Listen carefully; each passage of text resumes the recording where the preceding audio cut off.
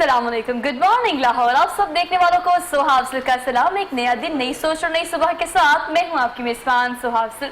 नाज़रीन, आप इस चीज़ को फील करेंगे क्योंकि आज मैं इस चीज़ को बहुत ज़्यादा फील कर रही हूँ। महीनों में, हफ्तों में या दिनों में कोई एक दिन ऐसा होता है जब आप कंपैरेटिवली काफ़ी लो होते हैं, वो इमोशनली हो, फिजिकली हो या मेंटली हो, आप लो फील करते हैं। और आज मेरी सिचुएशन कुछ ऐसी है, लेकिन मैं इस चीज़ को बहुत ज़्यादा फील कर रही थी कि जो जिम्मेदारी आपको दी जाती है वो कंसर्न डिपार्टमेंट्स हो, आपका पाकिस्तान हो, वज़ीर-ए-आज़म पाकिस्तान हो या कोई भी XYZ मिनिस्टर हो या एक छोटी सी जॉब हो, जब कैमरे के आगे या कैमरे के ऊपर लगी रेड लाइट ऑन होती है तो हम उस फॉर्म में आ जाते हैं कि हमने आपसे किस तरह से इंटरेक्शन करना है। तो उस इंटरेक्शन की हमारी जिम्मेदारी है कि हमने कुछ ऐसा प्रोडक्टिव आप तक पहुंचाना है और अपनी जिम्मेदारी को 110% नहीं बल्कि 500% पूरा करना है। तो इससे मैंने ये चीज़ अखज़ की है कि अगर हर बंदा अपने पर आयद जिम्मेदारी को बखूबी निभाए तो तमाम लोगों के फ़राइज़ बड़े अच्छे से पूरे हो जाते हैं। तो मसले मसाइल ज़िंदगी में चलते रहते हैं, उसके बावजूद जो जिम्मेदारी आप पर आयद की है उसके लिए अपना 110% देने की कोशिश किया करें हमेशा।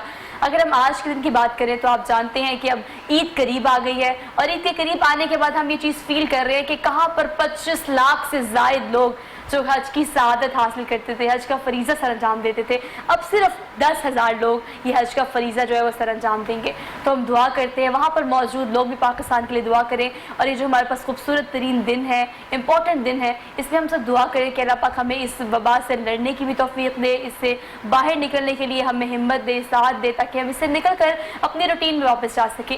लेकिन अब आहिस्ता आहिस्ता चूँकि हम अपनी रूटीन की जाने बढ़ रहे हैं तो ये चीज़ फील करने की ज़रूरत है कि ये ट्रेजेडी जो हमने फेस की है, बहुत कुछ खोया है, बहुत कुछ पाया है, बड़ी मुश्किलात के बाद अब चीज़ें आहिस्ता आहिस्ता नॉर्मल हो रही हैं। तो जो नॉर्मल हो रही है दोबारा से हम बैक रेयर नहीं लगा सकते, हम दोबारा से पीछे नहीं जा सकते। प्रिकॉशंस अभी भी आपको करनी पड़ेंगी, ईद के दौरान तो ख़ास तौर पर करनी पड़ेंगी। अपनी सेहत को लेके, प्रिकॉशंस को लेके जो भी एहतियाती तदबीर आप कर सकते हैं या अपने घर वालों से करा सकते हैं, तो एहतियात का दामन आपको थाम कर रखना पड़ेगा। आज मेरे साथ जो पैनल मौजूद है उनका तारुफ मैं आपसे करा देती हूँ ताकि आप ये चीज़ रियलाइज़ कर सकें कि ईद के दिनों में स्पेसिफिकली आपने और हमने करना क्या है। हमारे साथ मौजूद है सईदा इकरा फयाज, इन्हें कहते हैं हमारे ग़िज़ायात हैं। इनसे जानेंगे कि ईद पर आपको किन चीज़ों का खास ख्याल रखना है। अस्सलाम वालेकुम। वालेकुम अस्सलाम, कैसे हैं? How are you Iqra? I am good, thank you so much for being here. उनके साथ जो हमारे साथ सेकंड गेस्ट हैं, उन्हें हमारे शो में दरअसल आज बुलाने का मकसद ये है कि आपका शौक जो है उसके रास्ते में कोई चीज़ भी हायल नहीं हो सकती, बशर्ते कि आप उस शौक के लिए डिवोटेड डेडिकेशन से काम करें। तो आप मुलाजमत कर रहे हैं या आप कोई भी किसी भी जगह, चाहे आप जिस मर्जी पोस्ट पे हैं, आप ज़िंदगी में कुछ भी करना चाहते हैं, वो आप पैसा कमाने के लिए करते हैं, आपका ज़रिए मौश होता है। लेकिन उसके बावजूद अगर आप उस शौक से पैसा नहीं कमा सकते तो उस शौक को मारना नहीं चाहिए, उस शौक को ज़िंदा रखना चाहिए। इनकी मिसाल भी कुछ ऐसी है।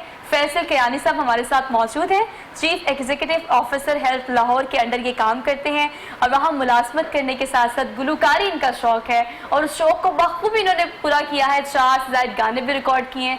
इनको आज शो में बुलाने का मकसद यही है कि आप इस चीज़ को जान लें कि आप कोई भी काम कर रहे हैं, शौक को कभी मारना नहीं चाहिए। अस्सलाम वालेकुम कयानी साहब, कैसे हैं आप? अल्हम्दुलिल्लाह। बहुत शुक्रिया कि आपने हमें वक्त दिया, आप आए। आपसे आगाज़ कर लेते हैं। देखिए, मुलाजमत करना किसी कंसर्न डिपार्टमेंट में और फिर अगर आप हेल्थ डिपार्टमेंट की बात करें या किसी भी गवर्नमेंट डिपार्टमेंट की बात करें तो वहाँ पर काम तो काफ़ी सख्त होता है। अब उस काम के साथ इस शौक को आपने पाला भी है, बड़ा भी किया है और फिर 4-4, 5-5 गाने भी रिकॉर्ड किए हैं। कभी ये नहीं सोचा कि मैं इससे क्यों नहीं कमा सकता, इसको अपना जरिया मौश क्यों नहीं बना सकता?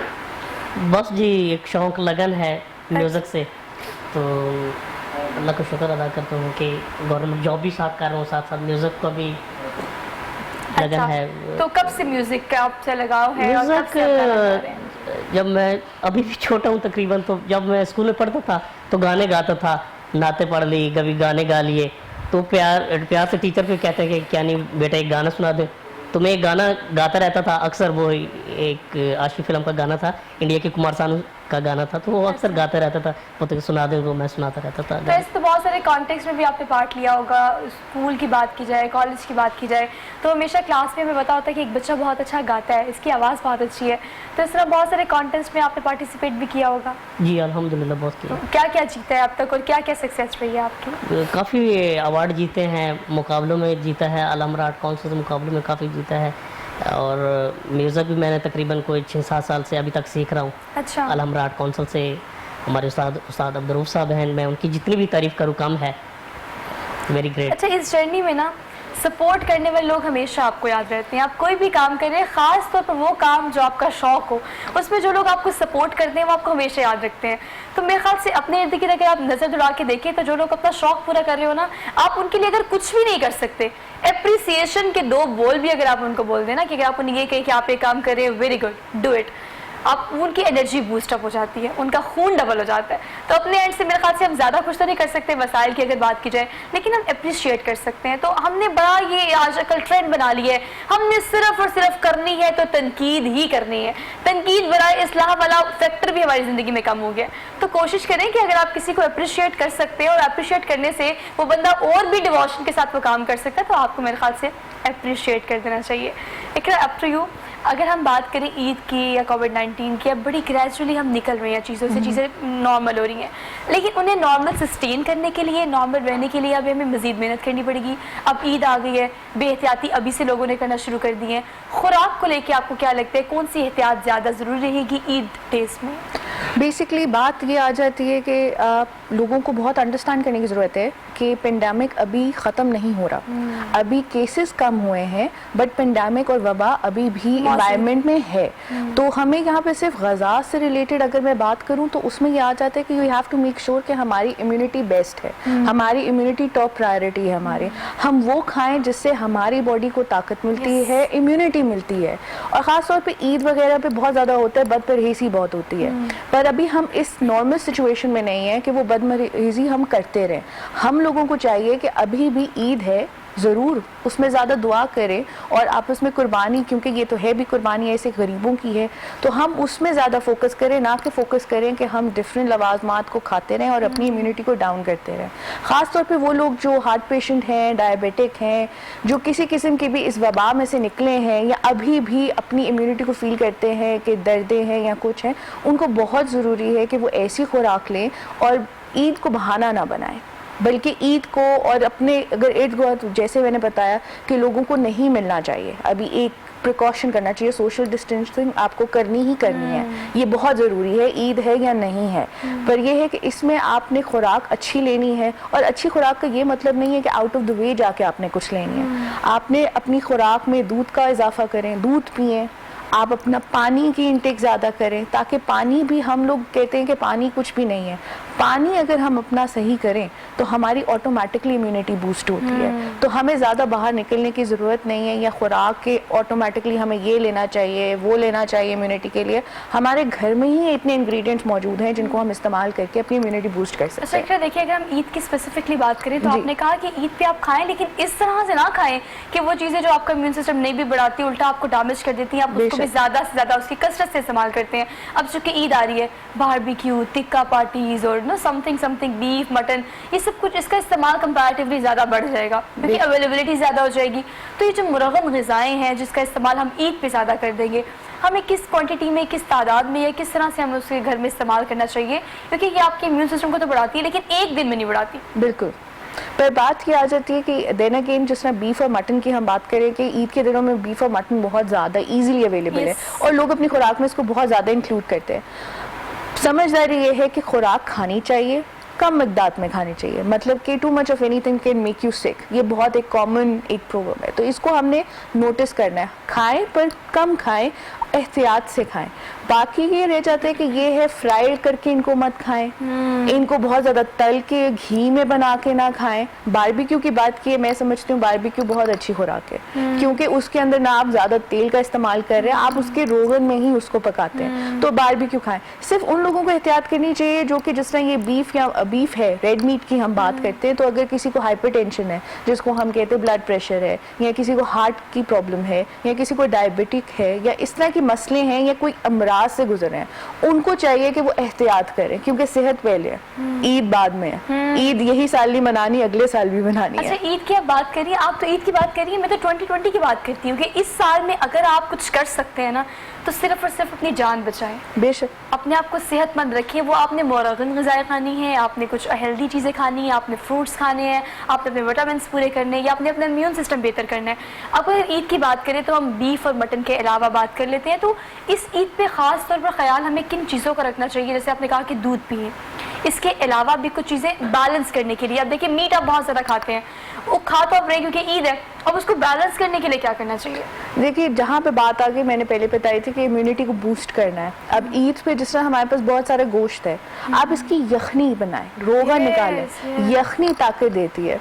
मैंने जब अपनी खुद ग़िज़ाइयत को मतलब कि सीखा, बिकॉज मैं यूके रजिस्टर्ड न्यूट्रिशनिस्ट हूँ, तो वहाँ पे भी मैंने देखा कि वो लोगों को ये चीज़ें अवेलेबल नहीं है, और हमारे पाकिस्तान में ये ट्रेंड है, पर हम क्योंकि कहते हैं जी ये बहुत ओल्ड स्कूल खाना है, हमने नहीं खाना, तो वो लोग इस चीज़ के लिए लिटरली मरते हैं कि वो खाएं। Yes. और हमें मिलता है और हमें कदर नहीं है। तो अगर जैसा बात करें इम्यूनिटी बूस्ट करने की, तो इसी गोश्त को लेके अगर हम यखनी वगैरह बनाएं तो वो हमारी इम्यूनिटी को बूस्ट करती है। अच्छा, एक ही तरीका नहीं है कि आपके पास गोश्त है तो बहुत सारे मसाले डाल के, बहुत सारा घी डाल के आपने उसे अच्छी तरह से भून के पकाना है? मतलब ऐसा नहीं है, हम इसे और तरीकों से भी पका कर खा सकते हैं। हेल्दी तरीकों में अगर बात करें तो ग्रिल्ड फॉर्म में आ जाती है, जैसे आपका बारबेक्यू है। आपकी बेक्ड फॉर्म आ जाती है, जैसे हम रान को रोस्ट ओवन में कर लेते हैं। स्टीम फॉर्म आ जाती है, जैसे हम नॉर्मल स्टीम करते हैं। और बॉइल्ड फॉर्म आ जाती है यखनी। ये 4 तरीके मैं आपको जो बता रही हूँ, ये बहुत हेल्दी वे ऑफ कुकिंग है। इसमें ना ऑयल की ज़रूरत है ना आपको ज़रूरत है। अब इम्यूनिटी की, जिससे आपने कहा कि ज़रूरी नहीं है कि हम लाल मिर्चों का इस्तेमाल करें। इम्यूनिटी की बात करें और एंटी, क्योंकि वायरल है ये, कोविड-19 वायरल ही तो है, और तो इस वजह से इसमें एंटी वायरल जो चीज़ है वो हमारी हरी मिर्चें हैं। आप अपना खाना हरी मिर्चों में बनाएं तो आपकी ऑटोमेटिकली खाने में उसकी ग़िज़ाइयत का लेवल इंक्रीज कर जाता है, और वही खाना आपके लिए बेहतर साबित होता है। मेडिसिनल तौर पे आप उसको लेते हैं। हम अदरक का भी इस्तेमाल करते हैं, लहसुन का भी इस्तेमाल करते हैं, ये सारे एंटी वायरल है। अगर हम इनको खाने में इस्तेमाल करेंगे तो वो होगा। इसके अलावा अगर आप करें तो अंडों का इस्तेमाल करना बहुत ज़रूरी है, क्योंकि आजकल ख़ास तौर पे कोविड-19 में, क्योंकि मैं खुद अल नूर डायग्नोस्टिक सेंटर में जो है लीड कर रही हूँ न्यूट्रिशन डिपार्टमेंट को, तो मेरे पास बहुत से ऐसे केसेस आते हैं, यंगस्टर्स हों या बड़ी उम्र के लोग हों, कि उनको हड्डियों की में दर्दें हो रही हैं, उनको कंधों पट्ठों में दर्दें हो रही हैं। क्यों हो रही हैं जी? विटामिन डी की कमी है। क्यों विटामिन डी की कमी है? हमारे पाकिस्तान में क्या धूप की कोई कमी है? इसके अलावा अगर ग़िज़ाइयत की बात करें तो अंडे खाने चाहिए। अंडे are a very good source of vitamin D. A lot of people think कि योक नहीं खाना चाहिए, इससे आपको होता है, तो वो तो फिर आप तेल भी ना खाएं जिसमें खाना बना रहे हैं। Exactly. जो कुदरती तौर पे चीज़ बनी है, मैं हमेशा ये कहती हूँ, जो कुदरती तौर पे अल्लाह ताला ने हमारे लिए खुराक बनाई है, उसको हम खाएंगे तो हमें बहुत उससे फ़ायदा मिलेगा, ना कि मैन मेड चीज़ों को, जो कि तेल वगैरह। लेकिन इकरा देखिए, आपने जो पॉइंट उठाया ना, बड़ा बहुत फील किया जाता है। डाइट करने वाले लोग जो हैं वो ये प्रेफर करते हैं कि आप एग वाइट खाएं। तो बाकी जो अगर घर की बात की जाए तो आपके वालिदैन जो घर के बड़े होते हैं, नहीं भी आप जर्दी भी खाएं, जो जर्दी में अफादियत है वो किसी और चीज़ में नहीं है, ये भी कहा जाता है। लेकिन जो डाइट कॉन्शियस लोग होते हैं वो प्रेफर करते हैं कि हम मुनाफा से फैट ज़्यादा इंक्रीज होता है। सो इस हवाले से आपको क्या लगता है, किस तरह इसको मैनेज करना चाहिए? कौन लोग हैं जो एग वाइट और पूरा अंडा खा सकते हैं, कौन लोग हैं जो सिर्फ जर्दी को प्रेफर कर सकते हैं? देखिए जी, सारे लोग पूरा अंडा खा सकते हैं। Okay. ये बहुत सारी मिथ्स हैं। देखिए, गूगल पे कोई भी माहिर आके कोई बात क्यों करेगा जब वो ऑटोमेटिकली जाके अपने क्लिनिक या हॉस्पिटल में बता सकते हैं। गूगल ने, हर बंदे ने अपनी अगर कोई चीज़ ट्राई की है तो वो गूगल पे आगे लगा देंगे कि ये जी हाँ हमने पढ़ा है और ये सही है। अंडा इटसेल्फ इज़ अ गुड खुराक, इट्स अ कंप्लीट मील। आप जर्दी को निकाल देंगे तो उसका कोई फ़ायदा नहीं है। मैं ये समझती हूँ आप वो जर्दी खाएं, अपना खाना तेल में ना बनाएं, नॉन स्टिक में बनाएं, पर जर्दी डेली खाएं, क्योंकि जर्दी में भी ऐसे एंटीऑक्सीडेंट्स हैं, ऐसे उसके अंदर आपके न्यूट्रिएंट्स हैं जो आपकी इम्यूनिटी को भी बूस्ट करते हैं। ब्लड प्रेशर के साथ इवन एंटी कैंसरस भी उसके अंदर चीज़ें पाई जाती हैं। तो इस वजह से बहुत ज़रूरी है कि हम करें, ना खाएं, रोज़ ना खाएं। अगर किसी को ब्लड प्रेशर का ये वहम अगर आ जाता है लाइफ में तो हमने, पर ज़रूरी नहीं है कि आप खाएं ना। लेकिन एक बात आपने बिल्कुल ठीक किया और मैं इसको दोबारा से सेकंड भी करना चाहूंगी, सिर्फ इस बात से कि अंडा जो है वो मुकम्मल ग़िज़ा है। उसमें सारे वो इंग्रेडिएंट्स, सारी वो अफादियत मौजूद है जो कि एक मुकम्मल खुराक में, जो कि आप XYZ बहुत सारी चीज़ें इकट्ठे करके एक अपना मील पूरा करते हैं, वो पूरा मील जो है वो आपके एग वाइट और आपकी जर्दी में मौजूद होता है। तो इसलिए आप अंडे को प्रेफर कर सकते हैं, इवन दो आप डाइट कर रहे हैं या आप नहीं कर रहे।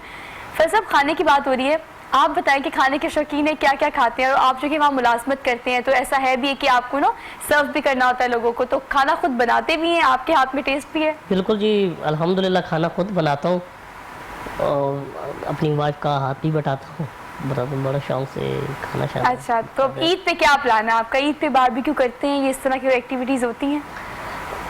बेसिकल तो इतनी चटपटी चीजें मैं तो नहीं खाता। अच्छा। मर्चे वगैरह मैं इतना नहीं अच्छा, खाता। ईद की अगर बात करें तो कोई भी त्यौहार हो, ईद हो, गेट टुगेदर हो, गैदरिंग हो, उसमें ये होता है कि लोग आपसे कहते तो होंगे नहीं, क्या नहीं सब कुछ सुना दें और कुछ इस तरह का गुनगुना हाँ जी, दें। बिल्कुल। जब हम रिश्तेदारों के घर में बैठे होते, मामू के घर, चाचा के घर, तो वो कहते हैं क्या नहीं भाई आपको गाना सुना दे। अच्छा, तो सुनाता हूँ फिर। चलिए, ये तो इसरार आप सब करते हैं, हम भी आपसे ये इसरार करते हैं। इनका जो एक सॉन्ग है जो ये सुनाएंगे, अब इनसे सुन लेते हैं कि कितना खूबसूरत से इन्होंने, कितनी खूबसूरती से इन्होंने गाया हुआ है।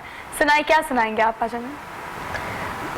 दो गाने हमारे हैं तो अपना हमारे साथ अब्दुल साहब की कंपोजिशन है, उन्होंने ही लिखे थे, उन्होंने कंपोजिशन इसकी की है, तो वो मैं आपको सुनाऊंगा। जरूर, माइक ले लें।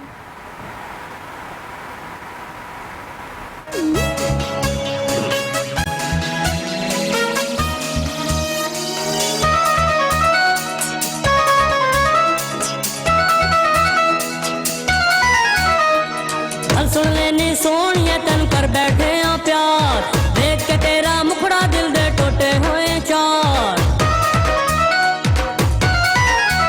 होए गल सुन लेनी सोनिया तन कर बैठे आ प्यार, देख के तेरा मुखड़ा दिल दे टोटे हुए चार।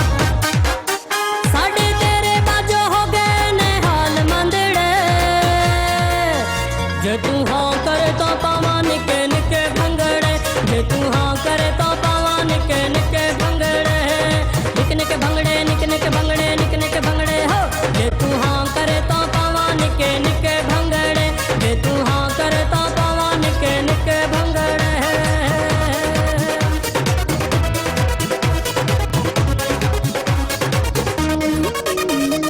जदों तैनू नहर वाले पुल ते बोलावांगा, सोनिए नी तैथों पहले अपड़ मैं जावांगा। जदों तैनू नहर वाले पुल ते बोलावांगा, सोनिए नी तैथों पहले अपड़ मैं जावांगा। बैके पिपुलां दी छावें खाए अम लंगड़े,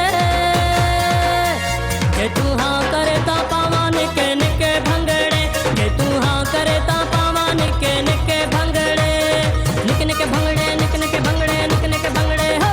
जे तू हाँ करे तां पावां निके निके भंगड़े, जे तू हाँ करे तां पावां निके निके भंगड़े।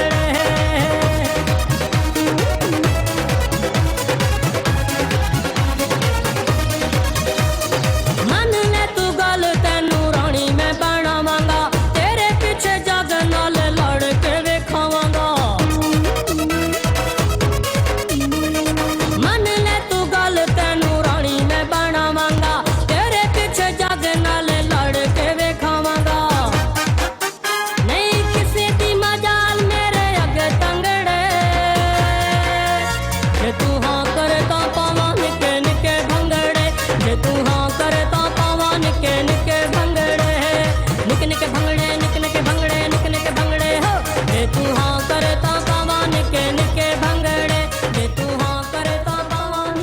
वाह जी वाह, क्या बात है। मुलाजमत करना और साथ ये शौक पालना जरा डिफरेंट चीजें हैं, कैसे इसको बैलेंस करते हैं, फैसला इस हवाले से मजीद भी आपसे बात करेंगे। छोटी सी ब्रेक लेनी है, वापस आते हैं। Keep watching good morning Lahore. नाज़रीन, एक बार फिर से आप सब देखने वालों को वेरी गुड मॉर्निंग, सुबह बखैर। उम्मीद है कि आपने दिन का आगाज अच्छे से किया होगा। तो आपको ये देखना पड़ेगा कि आज के दिन में आपने कौन कौन से ऐसे काम है जो मुकम्मल करने हैं, क्योंकि अपना आज से काम अगर कल पे छोड़ेंगे तो वो कभी भी मुकम्मल नहीं होगा। अपने स्पॉन्सर्स का जिक्र कर लेते हैं। कैनन प्राइमेक्स फोम स्पेसिफिकली हमें इस प्रोग्राम के लिए स्पॉन्सर कर रहे हैं, थैंक यू सो मच। अगर इस खूबसूरत से वार्डरोब की डॉटेड की बात की जाए तो ये हमें दिया है लुबना स्टोर ने, आप उन्हें विजिट कर सकते हैं इंस्टाग्राम पर, फेसबुक पर, और अगर आप खुद जाकर विजिट करना चाहते हैं तो वाई ब्लॉक में डिफेंस में आप दी मोड को विजिट कर सकते हैं। एक ऐसा स्टोर जहां पर आपको 10 से 12 ब्रांड्स इजीली अवेलेबल है। कोविड-19 है, आप अवॉइड करें कि आप ना जाएं किसी शॉपिंग मॉल में, किसी मार्केट में ना जाएं। कोशिश करें कि एक स्टोर पर जाएं जहाँ पर आपको सारी चीज़ें अवेलेबल हो। तो लुबना स्टोर को ज़रूर विजिट कीजिएगा। हम बात करें ईद के आने वाले त्यौहार की, और हम बात करें कि हमने इन दिनों में ख़ास तौर पर अपना इम्यून सिस्टम किस तरह से स्ट्रॉन्ग करना है। इसके अलावा हमने देखा है अपने इर्द गिर्द कि हमेशा कोविड-19 का शिकार वही लोग हुए जिनका इम्यून सिस्टम या तो कमज़ोर था या ऑलरेडी कोई डिजीज़ उनके अंदर एग्जिस्ट कर रही थी। इकरा, हम इसके बारे में ब्रेक में भी बात कर रहे थे कि हमने देखा ये कि अगर ऑलरेडी आपको डायबिटीज़ है, आप हार्ट पेशेंट है, हल्का फीवर है, निमोनिया या कोई बीमारी ऑलरेडी आपके अंदर एग्जिस्ट कर रही है, मतलब है कि वो आपके इम्यून सिस्टम को कमज़ोर कर रही है, तो ही आपको कोविड जो है वो अटैक करता है। अंदर जो बीमारी एग्जिस्ट कर रही है उसको किस तरह से कैटर किया जा सकता है या उससे लड़ने के लिए इम्यून सिस्टम को किस तरह से बेहतर किया जा सकता है? देखिए, नॉर्मल ये होता है कि जिस तरह हमें सीजनल फ्लू या बीमार हम फीवर होता है या आपका गला ख़राब होता है या लोगों को सर दर्द होती है, ये इस तरह से कॉमन सिम्टम्स आते हैं। पहले अगर हम कोविड-19 की बात करें तो हमेशा कहते हैं 5 से 6 दिन ये आपके गले में रहता है और फिर उसके बाद आपकी बॉडी के अंदर जाके आपको सिम्टम्स वगैरह आते हैं। वो क्यों आते हैं? क्योंकि वो 5 से 6 दिन आपकी बॉडी में जाके ये असेस कर रहा है कि आपकी बॉडी में कहाँ पे कमी बेशी है और उन्हीं ऑर्गन्स को वो अटैक करता है। तो अगर तो फॉर एग्जांपल अगर किसी को ब्लड प्रेशर है तो डेफिनेटली बात आ जाती है कि बहुत ज़रूरी है कि वो अपने ब्लड प्रेशर को कंट्रोल करें। अपनी अगर खुराक से कंट्रोल कर सकते हैं अर्ली बेसिस पे तो करें। अदरवाइज जो 40 एंड अबव लोग हैं उनको बहुत ज़रूरी है कि वो मेडिसिन अगर ले रहे हैं तो बाकायदगी से लें।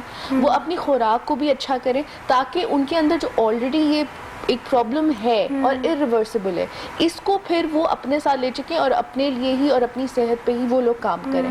तो इस वजह से बहुत ज़रूरी हो जाता है कि right medication and then again अगर वो मेडिकेशन पे नहीं है तो साथ में खुराक, क्योंकि वी नीड टू ट्रीट अपना फूड एज मेडिसिन है। ठीक है, अगर हम बात करें पुराने वक्तों में हमें ये तो पता है कि कलौंजी जो है सिवाय मौत के हर चीज़ का इलाज है बिल्कुल, पर हमें ये नहीं पता कितनी कलौंजी खानी है। ये कोई नहीं बताएगा या ये कोई नहीं बताएगा, बस हम बोल देते हैं, हमें उसका इस्तेमाल करना नहीं आता। शहद बहुत अच्छी चीज़ है, शहद भी एंटीवायरल है। खाना कैसे? चम्मच से खाना है, किसी कावे में डालना है या उसको फूड में डालना है। How to use it basically? You can use it organically. पहले तो ये है कि हमारे पाकिस्तान में अनफॉर्चुनेटली एक तो सही शहद अगर हमें कहीं से मिले तो वो एक बहुत बड़ी बात है। तो अगर आपके पास शहद है तो आप नाश्ते में जिस तरह अगर हम जैम टोस्ट खाते हैं आप बटर भी इस्तेमाल करें, पर उसके ऊपर शहद वगैरह लगा लें या शहद आप टोस्ट के ऊपर। सेकेंडली बहुत ईजी वे ऑफ यूजिंग है, जो डाइट कॉन्शियस लोग हैं वो ये करते हैं कि आप कावा जो बनाते हैं उसके अंदर शहद डाल लें। ठीक है, और शहद का आप इस्तेमाल करें तो वो चीनी का नेमो बदल हो जाता है, तो उससे भी आपकी कैलोरीज कंट्रोल हो जाती हैं। सेकेंडली ये होता है कि आप शहद वैसे ही, कुछ लोगों को ये भी है और कुछ लोगों के लिए काम भी किया है कि सुबह उठते ही आप 1 कप अगर गर्म पानी में शहद और नींबू डालेंगे तो आप पतले हो जाएंगे।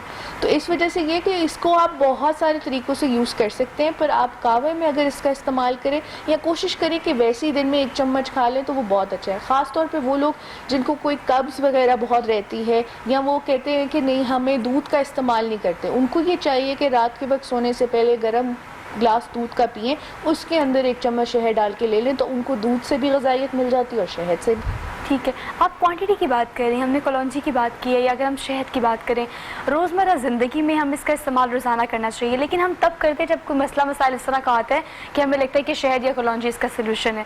अगर हम डेली रूटीन की बात करें तो कितनी क्वांटिटी डेली रूटीन में हमें अपने इम्यून को बेहतर करने के लिए, कोई मसला नहीं भी है तो लेनी चाहिए रोज़ाना? बिल्कुल लेनी चाहिए। अगर कुछ लोग हैं, जिस तरह मैं ये कहती हूँ कि सबसे पहले जैसे मैंने कहा कि पानी is the most underrated nutrient. ठीक है, बेशक उसकी कोई कैलोरीज नहीं है, पर हमारी बॉडी अगर हाइड्रेटेड है तो हमें कोई बीमारी नहीं है। तो इस वजह से बहुत ज़रूरी है कि हम जो अपना पानी की इंटेक रखें। आप 1 टीस्पून सुबह खाली पेट ले लें कलौंजी का। अदरवाइज़ अगर आप चाय बना रहे हैं उसके अंदर 1 चुटकी डाल लें, आप कोई सालन बना रहे हैं उसके अंदर 1 चुटकी डाल लें। तो इस तरह से आप अपनी नॉर्मल ज़िंदगी में ये तो नहीं लिखा ना कि सिर्फ लाल मिर्च हल्दी डाल के ही खाना बनेगा। आप अपने खानों में चाहे दाल हो, चाहे गोश्त हो, चाहे किसी किस्म की भी ग़िज़ा हो, आप उसके अंदर 2 चुटकी या 1 चुटकी अगर आप कलौंजी की डाल देंगे तो वो ना सिर्फ एक एडेड टेस्ट देगा पर उसको भी आपके लिए बेहतर कर देगा। और जो हम कहते हैं कि खाने को एज अ मेडिसिन ही हमें करना चाहिए, तो वो आपके खाने को ही आपके लिए फ़ायदेमंद बना देगा। देखिए, ये छोटी छोटी चीज़ें हैं जो कि अगर डेली रूटीन का हम हिस्सा बना ले तो हम कितनी सारी चीज़ों से बच सकते हैं। इनकी अफादियत इतनी ज़्यादा है कि वी कांट इवन इमेजिन। अब कलौंजी की आप बात करें, उसको पीस के मैश करके रख लें एक बॉक्स में और खाने के टेबल पे हमेशा वो पड़े रहे। तो खाने से पहले आपने सिर्फ सालन के ऊपर उसको डाल के आपने रोटी के साथ खाना है। किसी भी किस्म का सालन है, वो ग्रेवी फॉर्म में है, वो वेजिटेबल फॉर्म में है, या किसी भी फॉर्म में है, तो ये छोटी छोटी चीज़ें खास तौर पे कोविड-19 के दिनों में अगर आप करेंगे तो बहुत सारी बीमारियों से बच सकते हैं। लेकिन ये सिर्फ सुस्ती और काहली जो हम करते हैं, जब तक कोई वबा या कोई मसला ना हो ना, तब तक इंसान का yes. नेचर है कि वो एहतियात नहीं करता। पर अभी भी हमें ये करना है, ना सिर्फ हमें अपना ख्याल रखना है, पर हमारे इर्द गिर्द जो लोग हैं, खास तौर पे कि घर में वालदेन हैं जो ओवर 40 ईयर्स ऑफ एज है, या दादा दादी नाना नानी इस तरह की एज ग्रुप में जो लोग हैं, हमें उनका बहुत ख्याल या करना फिर जो है। बच्चे हैं, बच्चे तो फिर भी, क्योंकि बच्चे तो मैं इस वजह से नाम नहीं ले रही क्योंकि बच्चों को तो फीड ही माएँ करती हैं, ठीक है, कि माँ ही उनके लिए खुराक बनाती है। तो अगर माँ को पता है तो वो बच्चे को अपना खुद करेगी। ये बड़े लोग जिनकी मैं बात कर रही हूँ, खासतौर पे ये ज़िद्दी हो जाते हैं, ये सुनते नहीं है, बिकॉज ऑब्वियसली बड़े एज में हर बंदा सुनने की कोशिश नहीं करता अगर आप उनको कमांड करने की कोशिश करें। तो बच्चों की जहाँ तक बात आई तो ये बहुत ज़रूरी है। जिस तरह हम लोग जो है बहुत सारी वर्कशॉप्स कराते हैं, मैं चेयरपर्सन हूँ न्यूट्रीनाइन पाकिस्तान की भी। ये एक नॉन प्रॉफिट ऑर्गेनाइजेशन है और हम लोग डिफरेंट पार्ट्स ऑफ लाहौर में और आउटसाइड लाहौर भी कैंप्स करते हैं, जहाँ पे हम लोगों को जाके ग़ज़ा की अहमियत बताते हैं कि ज़रूरी नहीं है कि आप मेडिसिन ही लें, हम ग़ज़ा से भी करते हैं। तो उसमें बहुत ज़रूरी है कि जो घर में ख़वातीन हैं, मदर्स हैं या फीमेल्स हैं जो हाउस होल्ड कर रही है, उनके लिए भी बहुत सारी हम वर्कशॉप्स इसीलिए कराते हैं कि उनको पता हो कि एग्जैक्टली उन्होंने करना क्या है, उन्होंने पकाना क्या है और कैसी चीज़ों को वो इनकॉर्पोरेट कर सकती हैं घर में, जिससे वो ईजीली अपने घर वालों की इम्यूनिटी को बूस्ट कर सकते हैं। अच्छा देखिए, ये नॉलेज है, ये अवेयरनेस है जो कि हमारे प्रोग्राम के ज़रिए कि आप हमेशा लोगों से मिलती है तो देती है। Knowledge is something else and applied knowledge is something else. आपको अवेयरनेस होती है समटाइम लोगों के बारे में, चीज़ों के बारे में, लेकिन उसको अपनी रोज़मर्रा ज़िंदगी में अप्लाई करना, that is more important than your knowledge. एक चीज़ आपकी समझ में आ जाती है, लेकिन उसको इम्प्लीमेंट करना भी कंपैरेटिवली उतना ही ज़्यादा ज़रूरी होता है। सर साहब, आपकी जानिब आऊँगी, आप मुझे बताइएगा कि जब आप ये शुरू करते हैं गाना या ज़िंदगी में कोई भी शौक़ पूरा करते हैं, आपके इर्द गिर्द बड़े सारे लोग होते हैं जो आपसे कहते हैं कि क्यों कर रहे हो, वाई, मतलब कुछ लोग तनकीद भी करते हैं, कुछ लोग अप्रिशिएट भी करते हैं। आपको इस तरह के लोग मिले हैं? नहीं, मुझे नहीं मिले। हमेशा अप्रिशिएट करने वाले मिले हैं? मिले। अच्छा, कि आपके इर्द गिर्द के लोग कैसे आपको अप्रिशिएट करते हैं? घर वाले, ऑफिस वाले, ऑफिस में जितने भी ऑफिस में ऑफिसर हैं सब प्यार करते हैं, बड़े गाने से इंटरेस्ट होते हैं, कहते हैं क्या नहीं बेटे आज गाना भी सुना दे, कोई गज़ल सुना दे, तो मैं तो सुनाते रहता हूँ, दिल लगा रहता है। अच्छा, तो घर में भी यही है? घर में भी। अच्छा, तो ये बताएं, घर में ज़्यादा कौन आपको इस हवाले से बूस्टअप करता है, आपका साथ देता है, आपको सपोर्ट करता है? कि आपने माशाल्लाह 4 गाने रिकॉर्ड भी कराए हैं, तो किसकी मदद से, किसकी मतलब सपोर्ट रही है ज़्यादा आपको इस जर्नी में? अल्हम्दुलिल्लाह, जो हमारे टीचर हैं अब्दुर्रऊफ साहब, काफ़ी उन्होंने मुझे सपोर्ट की है। मैं उनकी जितनी भी तारीफ़ करूँ कम है। तो बाकी अल्हम्दुलिल्लाह जॉब भी कर रहा हूँ, साथ में म्यूज़िक का भी है।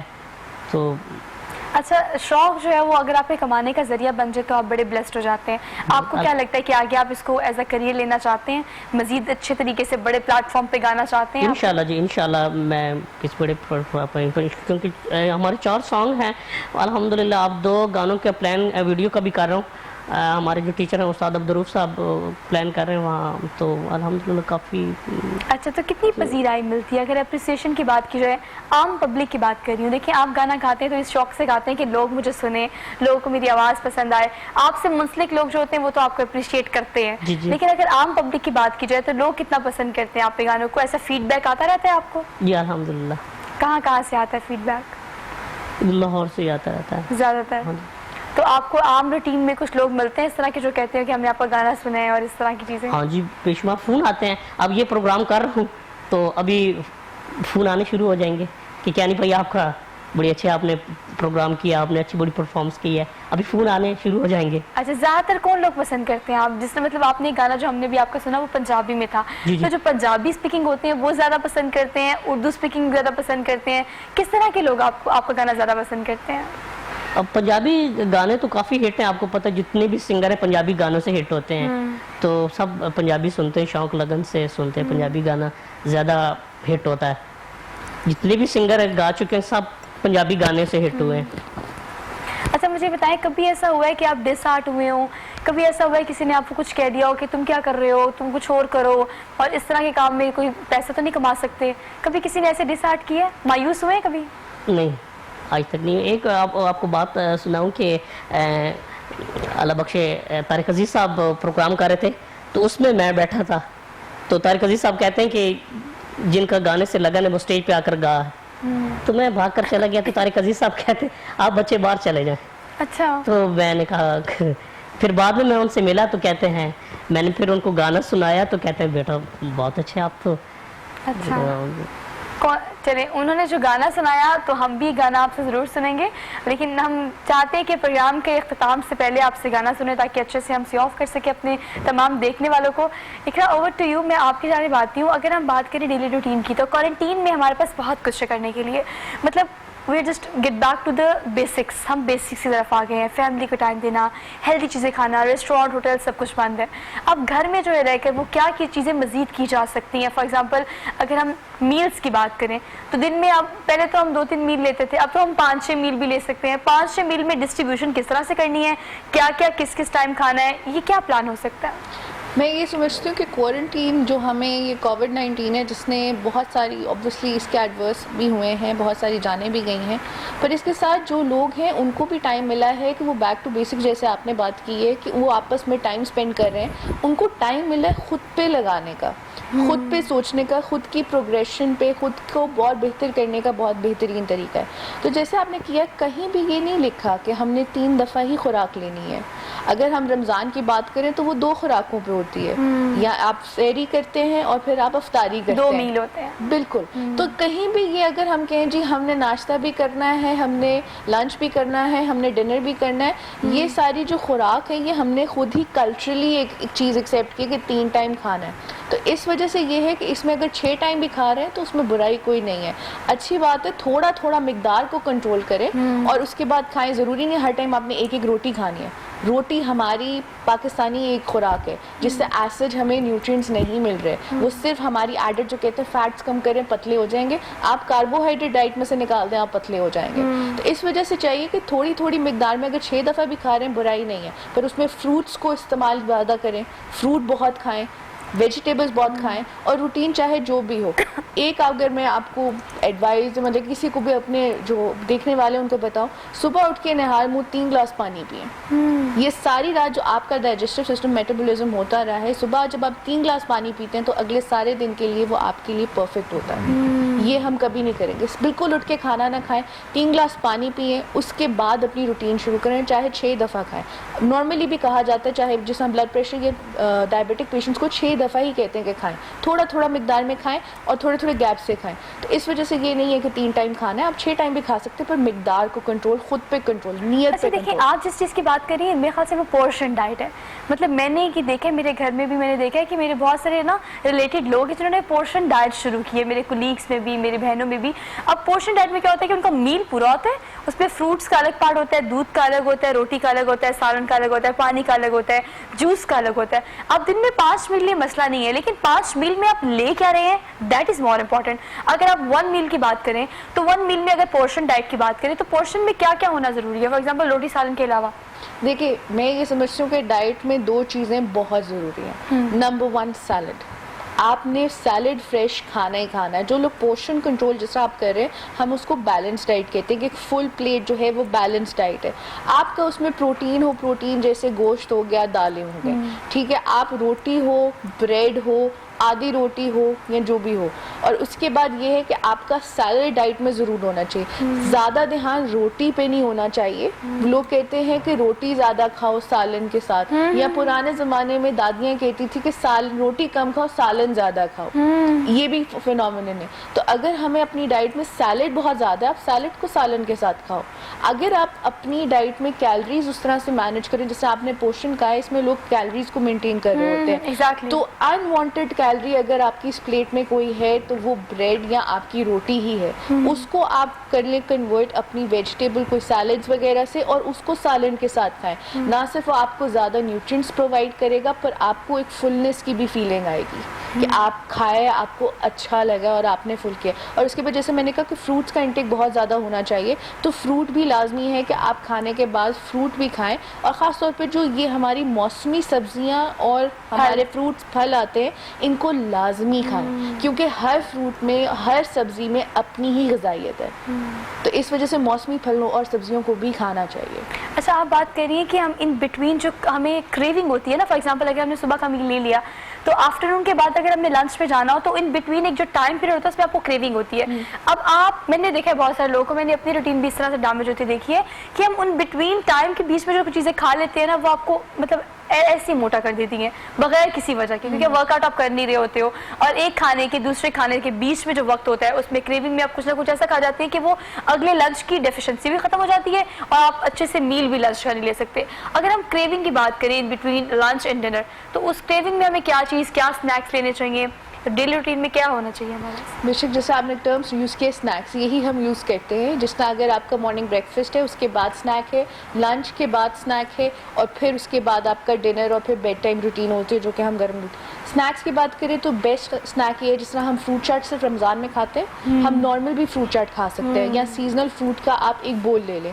इसके अलावा भुने चने बहुत अच्छा स्नैक है, आप भुने चनों का इस्तेमाल करें। एविनी घोड़ों को खिलाते हैं, ताकत देता है। तो ये स्नैक एक ऐसी चीज़ है जो आपको ताकत देगा, ठीक है, इससे मोटा नहीं होगा। स्नैक्स में भी हम खाली रोटी नहीं खा सकते, मतलब स्नैक्स में आपने स्नैक्स लेने हैं। बिल्कुल। उसके बाद आप फ्रेश फ्रूट जूसेस लें, जैसे अनार का जूस हो गया, ये नहीं जो पैकेज्ड है, आप फ्रेश निकाल के लें, आप फ्रेश वो लें, वो भी आपका स्नैक हो जाता है।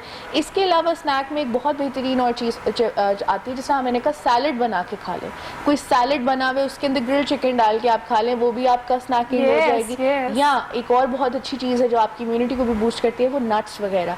एक आर्मफुल, और ये जिसे हम कहते हैं फिस्ट फुल होता है, एक मुट्ठी बराबर, आप बादाम, कैश्यूज और ये चीज़ें ले सकते हैं। तो अगर आप ये खाएं तो वो भी बेहतरीन है आपके लिए। तो ये स्नैक्स जो है इन बिटवीन योर मील लिए जा सकते हैं, लेकिन वो होने स्नैक्स चाहिए। ये ना हो कि आप नाश्ता करें उसके बाद फिर खाना खाएं और बोले मैंने स्नैक्स लिए थे अब मैं लंच करने जा रहा हूँ। तो ये 5 टाइम का जो मील होता है, ये दिन में 5 दफ़ा जो आप लेते हैं, वो आपको मुश्किल में डालता है जब आप मुकम्मल 5 दफ़ा खाना ही खाते हैं। खाएं, लेकिन कोशिश ये करें कि इत्तेदाल से खाएं, बड़ा बैलेंस तरीके से खाएं। फिर सब आपसे गाना सुन लेते हैं, शो का वक्त जब खत्म हो रहा है, तो मेरे ख्याल से जाने से पहले खूबसूरत सा गाना आपसे सुन लेते हैं। जी।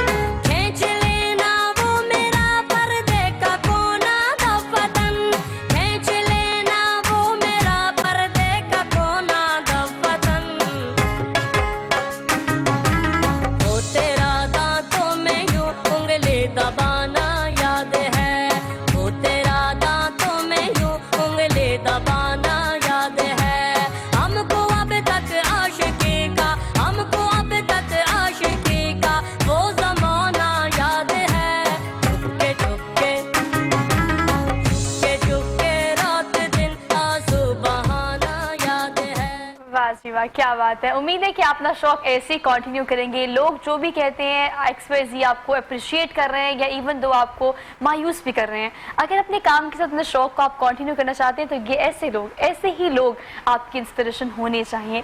हम एक कंक्लूड करते हैं एक शॉर्ट मैसेज कोविड-19 के हवाले से, इम्यून सिस्टम के हवाले से, बेसिकली आपकी हेल्थ के हवाले से ऑडियंस को क्या देंगे आप? मैं ये कहना चाहूँगी कि देखें, अभी जिस तरह से लोगों को लगता है कि बहुत सारे जिस तरह कर्फ्यूज़ ख़त्म हो गए हैं, लॉकडाउन ख़त्म हो गया है, कोरोना ख़त्म हो गया है, प्लीज़ ऐसी बात मत सोचें। कोरोना अभी ख़त्म नहीं हुआ, पेंडेमिक इतनी जल्दी ख़त्म नहीं होता। और ख़ास तौर पे जिस तरह हमें याद है कि छोटी ईद पे किस तरीके से एकदम से rate of Covid cases increase किए थे, बहुत ज़रूरी है कि इस ईद पे हम वो एहतियात करें, बेज़रूरी बाहर ना निकलें, अपने घर वालों से social distancing as an like family ख़ानदान वालों से मिलें तो बहुत प्रोटोकॉल से मिलें। और उसके बाद ये है, जैसे मैंने बताया, कि अपनी डाइट को बहुत ध्यान दें, अपनी इम्यूनिटी पे काम करें। ये नहीं कि बिल्कुल ना खाएं पर एक कम और एहतियात वाली मिकदार में खाएं। और उसके बाद बहुत ज़रूरी है कि ख़ास तौर पे हर चीज़ को ट्राई ना करें, अपने घर में ही मौजूद जैसे दालचीनी हो गया, अदरक हो गया, लहसुन हो गया, इन सारी चीज़ों को इस्तेमाल करके ही कावे वगैरह बना के अपनी डाइट को इंक्रीज़ करें, बेहतरीन तो करें। ये छोटे छोटे काम घर में किए जा सकते हैं। जो हमने सिचुएशन छोटी ईद के बाद देखी, हम नहीं चाहते कि बड़ी ईद के बाद भी हालात वही हों। हालात अगर नॉर्मल रखना चाहते हैं तो आपको ज़रूर एहतियात करनी पड़ेगी। आज के प्रोग्राम से अपनी मेज़बान सोहा अफजल को दीजिए इजाज़त। इंशाल्लाह अब आपसे मुलाकात होगी मंडे को। अपना बहुत सारा ख्याल रखिएगा, प्रिकॉशन ज़रूर कीजिएगा। अल्लाह हाफ़िज़।